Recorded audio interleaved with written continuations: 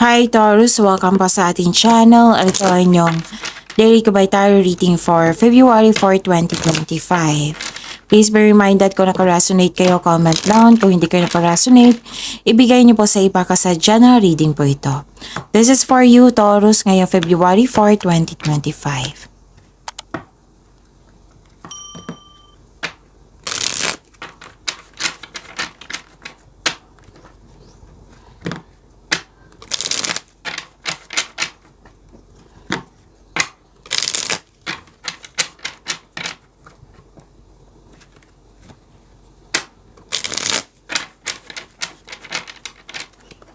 Para po ito sa inyo Taurus ngayong February 4, 2025. Maraming salamat po sa inyong patuloy na suporta at maraming salamat din po sa mga hindi nag-skip ng ads.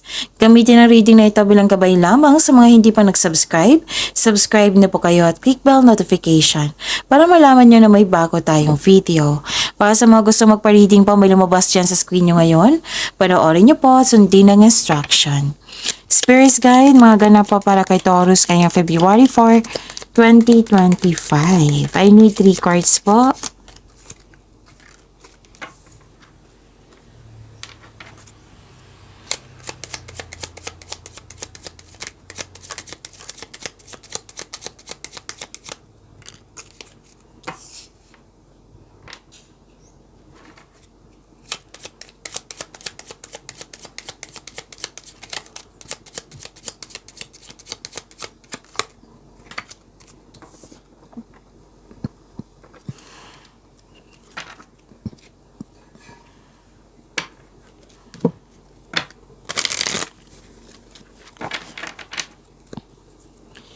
Spirit Guide, mga mensahe pa para kay Taurus ngayong February 4, 2025. I need 2 cards po.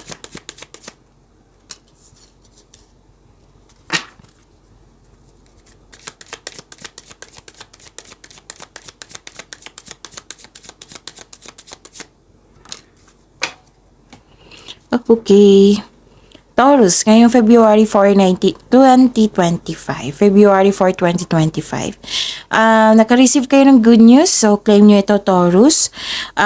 May change for the better dito, paglilipat din sa malayong lugar. Pwede nakatanggap kayo ng parati itong lumalabas sa inyo, Taurus. Yung makaka-receive kayo ng balita ng buntis, ng anak, kasal, ikakasal.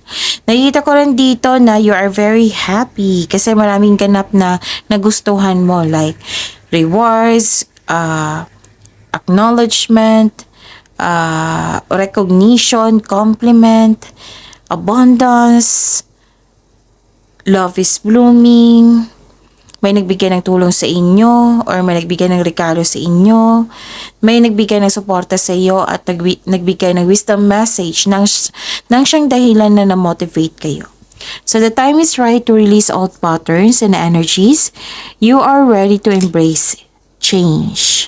You are learning all aspects of spiritual connection and reaching new heights. Spirit Guide, okay, Spirit Guide. Spirit Guide, energy po ni Taurus ngayong February 4, 2025.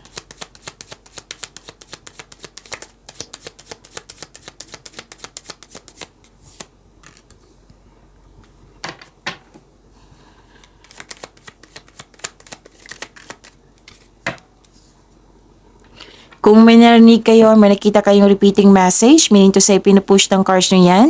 Kasi ang ilan sa inyo, hindi pa binigyan ng atensyon. Na kung maaari din po, bigyan nyo po ng solusyon at aksyon. Remember, Taurus, at the end of the day, alam mo na ikaw lang taong may kakayahan at responsable na gumawa ng sarili mong katotohanan at kinabukasan. By the way, may nag-comment kasi the other day na saan na yung Pebrero 2025 monthly kabay tarot reading nyo. Uploaded po noong January 28, 29, and 30. Hanapin nyo po sa channel natin. Scroll down nyo lang po. Panoorin nyo po kung gusto nyo po. Okay? Okay. Nakikita ko dito na nagkaroon po ng disappointed kasi isang tao ngayon kasi may promise siya na hindi niya nabigay. May high hopes and expectation ka sa kanya na hindi niya nabigay. May tao dito na biglang nagbago. Hindi siya parehas dati. Oo. Tapos may tao rin dito na hiningan mo ng tulong pero tinanggihan ka kaagad. Hindi siya handang magbigay ng tulong. Baka kailangan din niya ng tulong. Okay? Okay, so yun. Nakikita ko dito na nagkaroon po ng naging impatient kasi isang tao nga. Dalawang card na nagsabi dito. Naging impatient kasi isang tao or sa isang bagay. Kasi may kakilala kayo na matigas ang ulo, mahirap kausap. May humihingi ng attention dito. Pwedeng kayo ito or yung taong yun. Oo. Na humihingi ng attention. So, this card asks you to not surrender. Huwag kayong susuko. Huwag kayong susuko gaano man kahirap ang mga pagsupok. Okay? Spirits Guide, ano po yung... Okay, Spirits Guide, Career and Money po ni Taurus ngayong February 4, 2025.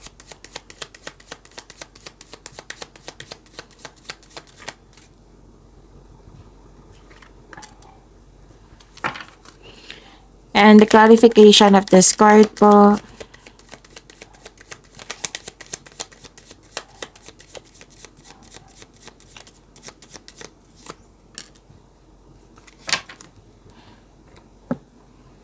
Okay.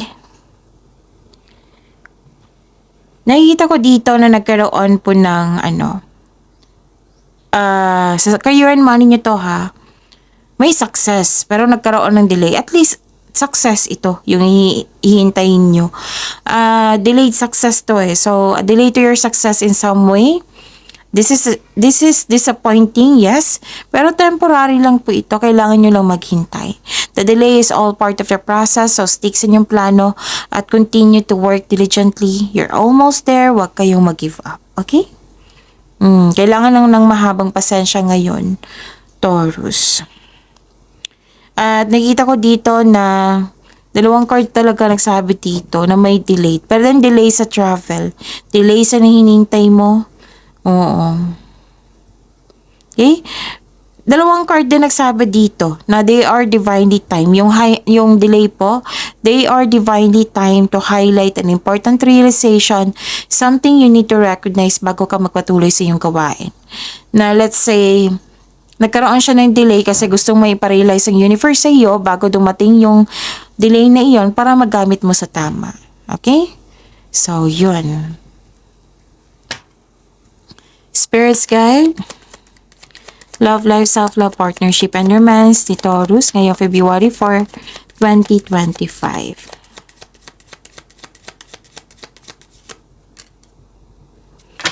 And the clarification of this card po.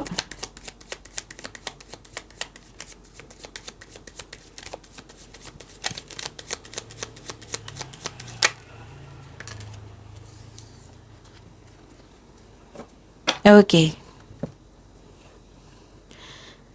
Maraming salamat po sa patuloy na tiwala, suporta sa ating channel. At maraming salamat din po sa mga hindi nag-skip ng ads. Okay, mag-ingat kayo sa mahilig magmanipula ha. Oo. Baka ito yung dahilan nagkaroon ng delay. Okay? Parang hinahayaan mo ang tao na masaktan ka or hindi ka pa ready. Natatakot ka pang gumawa ng desisyon. Nabibigatan ka sa paggawa ng desisyon. So, this card asks you to calm and balance.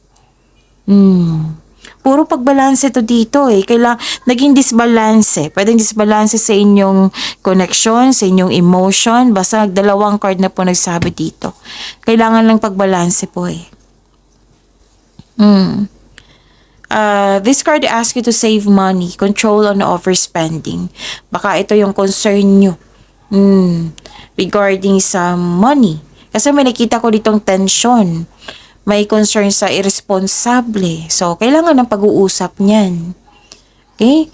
Lalo na yung overspending to eh. Pwedeng overspend sa trabaho. May concern kayo sa ganyan or kayo ito. So, kailangan ng time management dito. Okay?